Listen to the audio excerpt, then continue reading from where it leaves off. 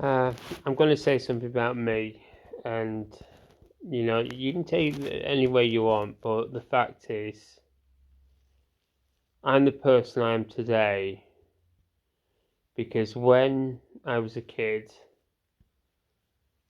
when I was told off, and it didn't have any effect, my parents had the option of smacking me. That was like the final. That was the final stage. That was the final consequence.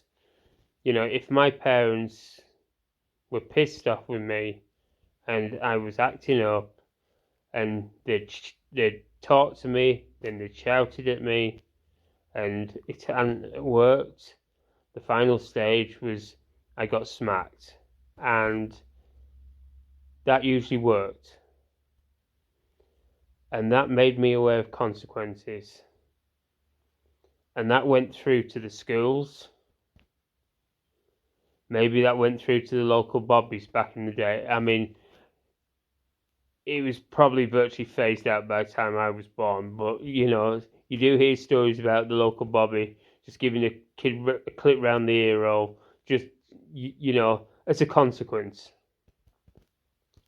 Not saying it was right, but it was a learning experience. And now they're talking about conscripting the young into the military. They've shot themselves in the foot, as far as I'm concerned, because there is no respect there anymore. The police hands are tied, and you always hear about it. Youth of today have no fear of the police because the police, what are they going to do? What can they do? The hands are tied. It's more basically office work than on the beat anymore. And that's the government. That's the government sort of invading the privacy of our homes, invading the sanctity of our schools, saying this is the way it should be. No, because this was a little amount of people making the rules that this country has to abide by now. And look at the consequences. That's my opinion.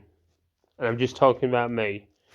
I feel like I'm a better person because of the consequences that I knew as a child.